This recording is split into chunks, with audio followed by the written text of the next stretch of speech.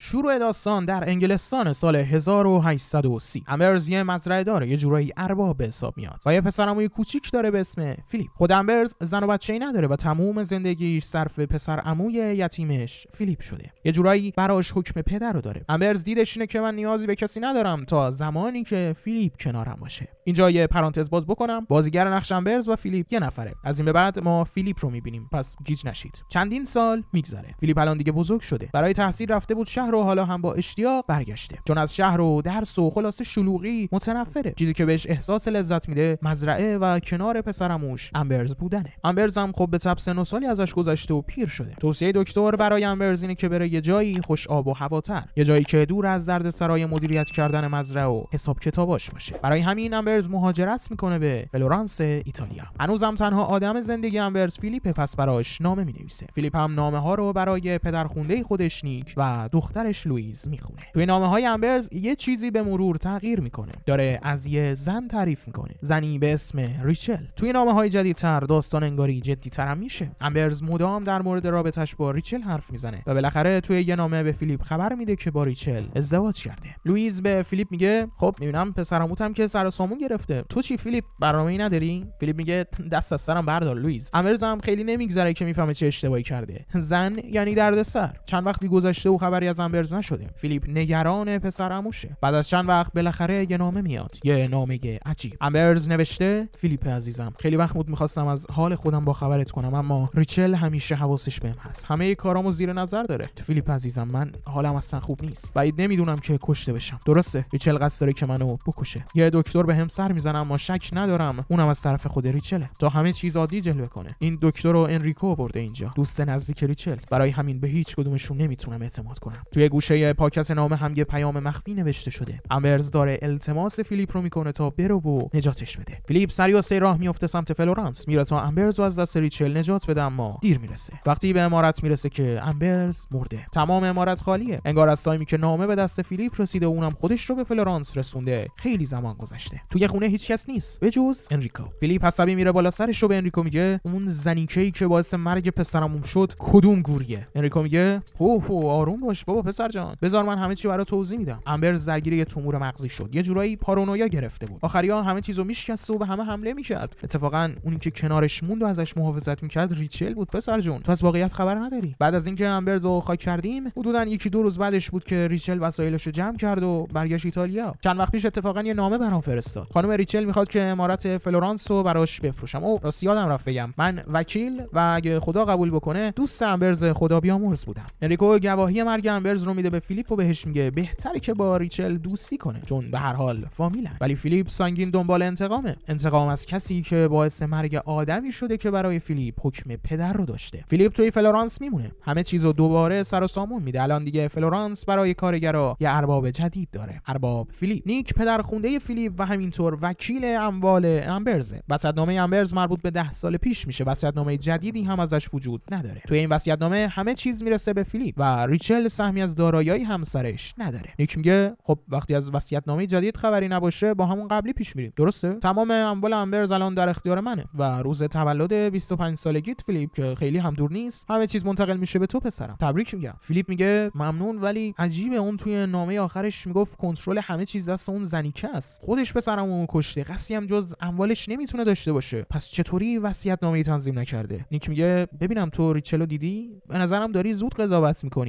شاید شرایط همون طوری باشه که انریکو بهت گفته، داستان بیماریش و تومور مغزی. شاید اون نامه هم توهمات امبرز بوده. فیلیپ با کارگرای عمارت فلورانس دیدار میکنه و بهشون میگه که قرار نیست چیزی عوض بشه. همه برمیگردن سر کارشون، همه حقوقشون رو دریافت میکنن، دقیقاً مثل وقتی که امبرز زنده بوده. یه نامه رسیده از طرف ریچل، قرار از ایتالیا برگرده به انگلیس و انگاری که وقت انتقام فیلیپ فرا رسیده. فیلیپ و لوئیز مشغول میشن و خونه رو یه سر و سامونی میدن. لوئیز خیلی تابلو به فیلیپ علاقه داره. همه همینجوریان که این دوتا باید با هم ازدواج کنن، اما فیلیپ زیر بار داستان نمیره. روز اومدن ریچل، فیلیپ از قصر میزنه بیرون تا اینکه ریچل توی عمارت علاف کنه که مثلا میخواد اذیتش کنه. به خدمتکارم دستور میده تا وقتی من نیومدم بهش شام نمیدی. آخر شب وقتی فیلیپ میرسه خونه میفهمه که ریچل رسیده و وسایلش هم برده توی اتاقش. شام هم نخورده، البته نه که خدمتکار بهش بگه اجازه نداری، خودش گفته که میل ندارم. تصور ذهنی فیلیپ از ریچل یه زن سن و سالداره مثل خود امبرز که عوضیه و احتمالاً خیلی زیادی شاقه و همینطور با سیاست و دو به هم زن. اما وقتی فیلیپ با ریچل روبرو میشه همه چیز عوض میشه. ریچل رو به فیلیپ میکنه و میگه او جناب فیلیپ، امبرز در مورد شما زیاد حرف میزد، اما باید اعتراف کنم که شباهتتون غیر قابل تصوره. البته شما جوانتر و همینطور زیباتر هستید. هر چی میره جلوتر فیلیپ نظرش در مورد ریچل عوض میشه. زن مهربونیه و همینطور طناز. فیلیپ میاد یه نمکی بریزه، میگه الان شما بیوه شدید درسته؟ معمولا بیوه ها یا سریع ازدواج میکنن یا میرن سراغ تدریس. نظر شما روی کدومشه؟ همین حرف ریچل رو ناراحت میکنه و فیلیپو از اتاقش بیرون میکنه. البته که همه چیز خراب نمیشه. هر چقدر که زمان میره جلوتر این دوتا با هم صمیمیتر میشن. کارگرای امارات هم خانم ریچل رو دوست دارن به عنوان یه زن مهربونی که حواسش به رعیت هست. بعد از تموم شدن یه مراسم یادبود توی کلیسا، ریچل برای اولین بار با خانواده امبرز و فیلیپ دیدار میکنه. لوئیس خیلی سریع صمیمیت ریچل و فیلیپ رو هوا میزنه. ریچل هم جنس نگاه لوئیسو میفهمه. شب به فیلیپ میگه لوئیس دختر خیلی خوبیه، به نظرم باید باهاش ازدواج کنی. انگار تو رو هم دوست داره مگه نه؟ فیلیپ میگه من نمیفهمم چرا همه اینو میگن. من علاقه به لوئیس ندارم. ما با هم بزرگ شدیم. یه جورایی مثل خواهرم میمونه. بحث ادامه پیدا میکنه و دوباره فیلیپ یه شوخی مسخره در مورد بیوه شدن ریچل میکنه و بازم ناراحتش میکنه. فیلیپ برای اینکه گندی که زده رو جبران کنه میره پیش نیک. بعد از مرگ امبرز عملاً هیچ چیزی به ریچل نرسیده. حالا فیلیپ از وکیلش میخواد که از اموال برای ریچل یه مستمری ماهانه تعیین کنه. یه مستمری همچین توپل. وقتی رفتن لوئیس به فیلیپ میگه من خیلی سال تو رو میشناسم فیلیپ. فکر نمیکردم یه نفر اینطوری بتونه تو روی یه انگشت بچرخونه، اما انگاری ریچل تونسته. فیلیپ وقتی برمیگرده خونه میبینه که ریچل داره یه چای گیاهی درست میکنه. میگه ایتالیاییه و برای سلامتی هم خوبه اما مزه سگ میده. ریچل برگه مستمری رو پیدا کرده و شاکی میاد پیش فیلیپ. میگه این کار چه معنی میده؟ مگه من گدام؟ یا فکر کردی واسه پول اومدم اینجا؟ این کارت نهایت بی احترامیه فیلیپ. ولی فیلیپ میگه من نمیفهمم. این حق توئه. میفهمی؟ حق تو به عنوان همسر امبرز. من وارث همه چیز اونم. اگه اون زنده بود قطعا همین کارو میکرد. اون ازم میخواد که این کارو براش انجام بدم. تو هم نمیتونی باش مخالفت کنی. شب موقع شام ریچل بازم نمیاد و یه نامه عذرخواهی میذاره واسه فیلیپ. بعد از شام فیلیپ میره توی اتاق خواب ریچل میگه گوش کن فیلیپ، شاید حق با تو باشه. من خیلی بد برخورد کردم، میپذیرم، اما خودم انتخاب میکنم که کجا زندگی کنم، اینجا یا اینکه برگردم ایتالیا که احتمالاً انتخابم رفتنه. فیلیپ میگه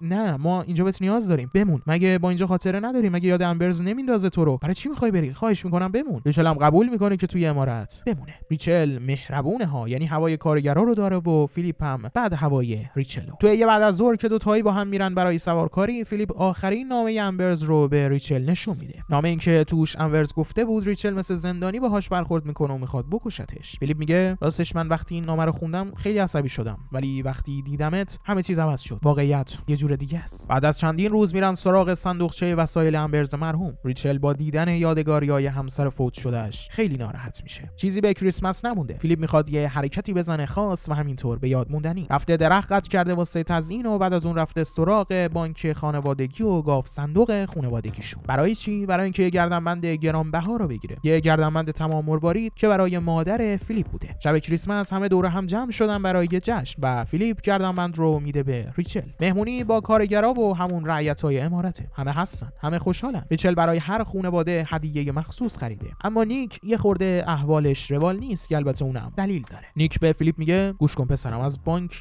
نامه دادم بهمون. از حساب مستمری که برای ریچل مشخص کرده بودیم توی بازه‌های مختلف یه حجم زیادی پول از کشور خارج میشه. پولا میره به ایتالیا. احساس میکنم اینجا داره یه اتفاقایی میفته که نباید. فیلیپ عصبی میشه. میگه چی میخوای بگی نیک؟ داری بهش تهمت میزنی؟ همین امشب ندیدی چطوری با کارگرا مهربون برخورد میکرد؟ دیگه لازم نیست واسه من کاراگاه بشی. تنها کاری که باید بکنی اینه که مستمریشو بیشتر کنی. فقط همین. نیک میگه خب حالا که بحث کاراگاه بازیو وسط کشیدی بعد نیست اینم بدونی. ریچل همسر اولش که فوت کرد، البته درست‌ترش اینه که به قتل رسید، با یه مرد دیگه‌ای توی رابطه بوده. توی فلورانس همه در موردش میدونستن. پولا رو هم انگاری برای همون میفرسته. فیلیپ میگه اینقدر دیگه چرت و پرت نگو. نیک میگه متاسفم ولی هنوز تموم نشده. در مورد اون گردنبند، اون جزء اموال خانواده است. حق نداشتی بهش بدی. ازت میخوام همین امشب برش گردونی به گاف صندوق خانوادگی. ریچل برای اینکه جر و بحث بیشتر از این کش پیدا نکنه خودش گردنبندو میاره و تحویل نیک میده. ریچل میگه جناب نیک، پوشیدنش برای من باعث افتخار بود. عذرخواهی میکنم که باعث این جر و بحث بین شما شدم. بازم ازتون ممنونم. ریچل گردنبندو تحویل داده اما فیلیپ میگه اون مال توئه. همه اینا مال توئه. حالا که بحث این پیش اومده که همه چیز مال کیه، ریچل یه واقعیتی رو میکنه. یه وصیت‌نامه دیگه از امبرز هست. وصیت‌نامه‌ای که تقریبا همه چیز رو به ریچل واگذار میکنه. البته امضا نداره. فیلیپ میگه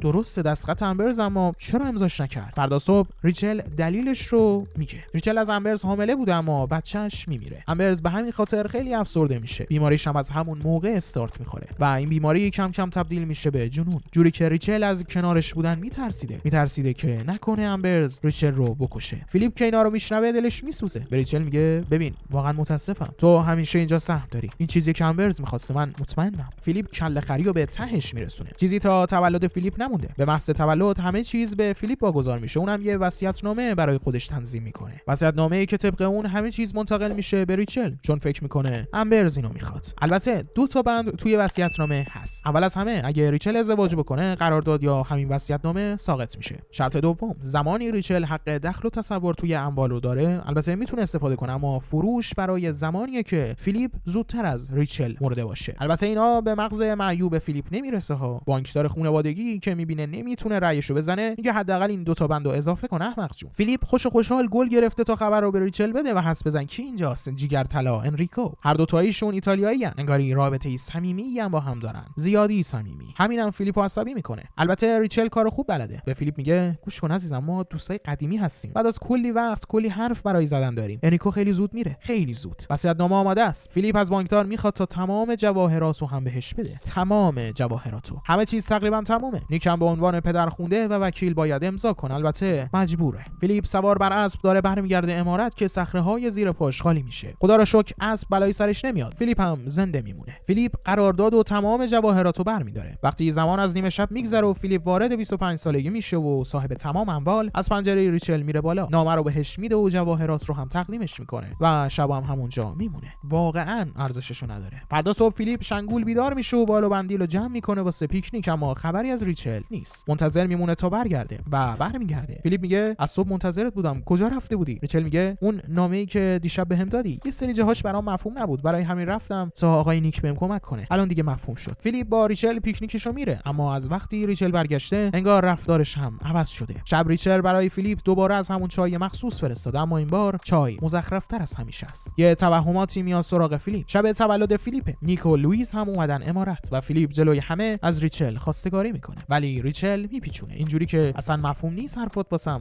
چی داری میگی؟ بعد از رفتن لوئیس و نیک، ریچل میره توی اتاق فیلیپ، بهش میگه معلومه داری چی کار میکنی فیلیپ، چی شد چنین فکری کردی؟ من فقط میخواستم ازت تشکر کنم بابت جواهرات، بابت واگذاری املاک، نه اینکه باهات ازدواج کنم. این چیزی نیست که تو کت فیلیپ بره. کل تصورات ذهنی بچه یهویی از هم میپاچه. فردا صبح لوئیس یه نامه فرستاده برای فیلیپ، میخواد که باهاش خصوصی صحبت کنه. لوئیس میگه من از شب کریسمس متوجه رفتارهای عجیبت شده بودم فیلیپ، ولی فکر نمی‌کردم انقدر احمق باشی. دیشب چی شد؟ فیلیپ میگه نمیدونم، من احساس کردم دوستم داره، ولی انگاری این حسه یه طرفه بود، من اشتباه می‌کردم. لوئیس میگه یعنی یهو همه چیز عوض شد؟ به نظر خودت منطقیه؟ بذار یه چیزو برات توضیح بدم فیلیپ. دیروز صبح اول وقت ریچل اومد دیدن پدرم. وقتی پدر بند قراردادی که میگفت با ازدواج کردن ریچل قرارداد ملغا میشه رو خوند، ریچل گفت که با بیوه موندنش هیچ مشکلی نداره. اون اگه با تو ازدواج کنه همه چیز به تو برمیگرده. حالا فهمیدی چرا یه شبه احساساتت یه طرفه شد؟ فیلیپ میگه یعنی چی؟ اگه با من ازدواج کنه همه چیز برای خودش میمونه، من میشم همسرش. لوئیس میگه آره شاید، ولی زن و شوهر همه چیزشون با هم مشترکه. زن نمیتونه بدون اطلاع شوهرش ثروت رو از کشور خارج کنه، درسته؟ و باید تا همیشه کنار همسرش بمونه. یه خورده کار سخت میشه اینجوری. متوجه منظورم هستی؟ وقتی فیلیپ برمیگرده خونه میبینه ریچل یه دختره رو آورده به عنوان همنشین، چون از کنار فیلیپ بودن و در اصل تنها بودن خسته شده. همون شب فیلیپ حالش بد میشه و از حال میره. کی به هوش میاد؟ 5 روز بعد. 5 روز تمام فیلیپ بیهوش میشه، درگیر سردرد و توهمای عجیبه و یه بیماری سراغش میاد که معلوم نیست چیه. ریچل دختر رو میفرسته که بره. الان تمام وقتش رو به فیلیپ اختصاص میده، ازش مواظبت میکنه و برای درمانش از همون چای مخصوص میده که بخوره. رفت آمدهای ریچل یه خورده مشکوک شده. فیلیپ میگه چند وقتی که یهو غیبت میزنه.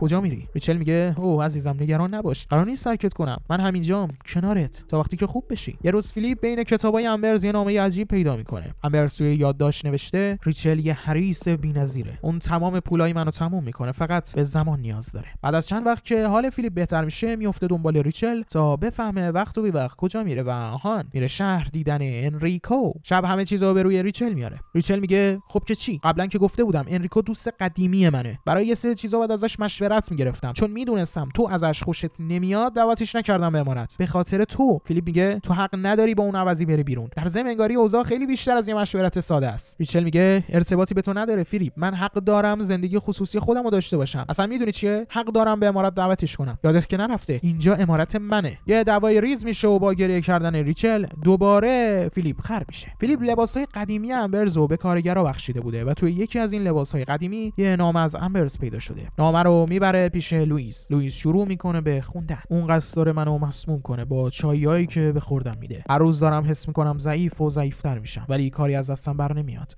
هیچی. فیلیپ یه مهمونی دیگه ترتیب داده. ریچل برای لوئیس و فیلیپ دوباره چای میریزه. چای فیلیپ بازم مخصوص، اما فیلیپ ردش میکنه و میگه که نمیخورم. ریچل میگه هوا عالیه مگه نه؟ من میرم یه سوارکاری کنم این اطراف. فیلیپ هم میگه حتما سمت صخره‌ها برو ها، اونجا عالیه. وقتی ریچل دور میشه، فیلیپ شروع میکنه به هم ریختن اتاقش، دنبال سند یا نامه‌های بیشتر. یه نامه پیدا میشه، نامه‌ای که نشون میده ریچل تمام جواهراتو برگردونده به صندوق خانوادگی فیلیپ. یه نامه دیگه هم پیدا میشه، یه نامه از انریکو به ریچل. انریکو توی نامه نگران حال فیلیپه. به ریچل پیشنهاد کرده تا بیارتش ایتالیا تا اینجا حال و هواش عوض بشه و بهتر بشه. انگار تصورات فیلیپ در مورد ریچل اشتباه بوده. طلاها رو برگردونده به بانک خانوادگی. انریکو نگران حال فیلیپ بوده. چایای مخصوص هم که نکشتتش. اتفاقا توی تایم بیماری همون چایا و مراقبت‌های ریچل باعث شد که حالش بهتر بشه. فیلیپ به دو میره دنبال ریچل تا قبل از اینکه اتفاق بدی براش بیفته، اما دیر شده. اینجا کات. چندین سال گذشته. فیلیپ با لوئیس ازدواج کرده، بهترین کار، و الانم 2 تا بچه داره. زندگی خوبی دارن، اما فکر و خیال ریچل و اینکه واقعیت واقعا چی بوده هیچ وقت فیلیپ رو رها نمیکنه.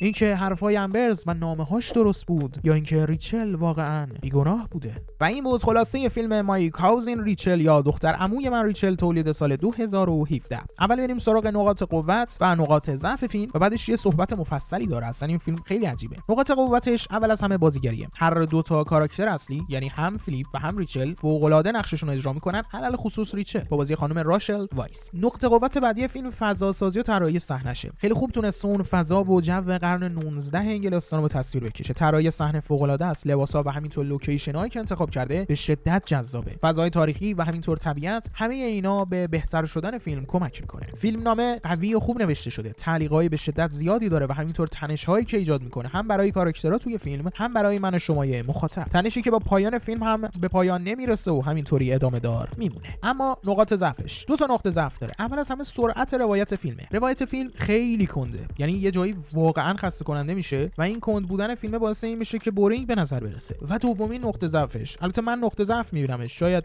نباشه، ولی به نظرم پایان مبهم این تیپی که کلی سوال زیادو همینطوری برای من مخاطب گذاشت و رفت، نقطه ضعف به حساب میاد. هرچند که شاید یه سریا با همین حال بکنن. حالا میخوام یه بحث خیلی ریزی هم داشته باشم. ببینید کاراکترها رو اگه بیایم یه خورده تحلیل بکنیم خیلی دم دستی. اول از همه فیلیپ یه کاراکتر حالوه، یعنی ساده‌لوحه و به شدت مودی و احساساتی. شروع کار یه خشم عجیب نسبت به ریچل داره. بعد که میبینتش تبدیل میشه به علاقه. این علاقه به جایی میرسه که میشه خریت. اینجوری که میخواد کل پولو بهش بده و بره. آخر فیلم یهو نسبت بهش جوزی میشه. شک و تردید فراوون. یه جوری که همه چیزو ارتباط میده به ریچل. از اون طرف ریچل هم اصلا خوراک این داستانه. یه شخصیت مرموز و همینطور جذاب. تمام رفتارش تو یه حاله از ابهامه. با دست پس میزنه، با پا پیش میکشه. کلا رابطش با فیلیپ یه رابطه عجیبیه. کل فیلم هم این داستان ادامه داره. یه شخصیت پیچیده و عجیب و غریب که واقعا ابهام داره. اما بیا در مورد آخرش صحبت کنیم. به نظر شما ریچل آیا مقصر بود یا مقصر نبود؟ یعنی ریچل نقشه کشیده بود برای فیلیپ که دار و ندارش بالا بکشه یا نه؟ نقش انریکو این وسط چی بود؟ یعنی اصلا فیلیپ دوباره روی همون مودی بودن و احساسی بودن و فکر نکردنش پایامندی داستانم داره خراب میکنه. ولی من یه نظر سومی هم برام اینجا روشن میشه. اونم لوئیزه. احتمال اینم وجود داره که لوئیز سعی کرده ریچل رو پیش فیلیپ خراب کنه تا بتونه اون برای خودش نگهش داره. اصلا استارت شک و تردید لوئیز توی دل ریچل میزنه. با داستان اینکه صبح اومد خونه ما این حرفو به پدرم زد، از کجا معلوم درست باشه؟ اون ضعیف‌تره. ولی در کل ابهامات فیلم خیلی زیاده و پایان‌بندیش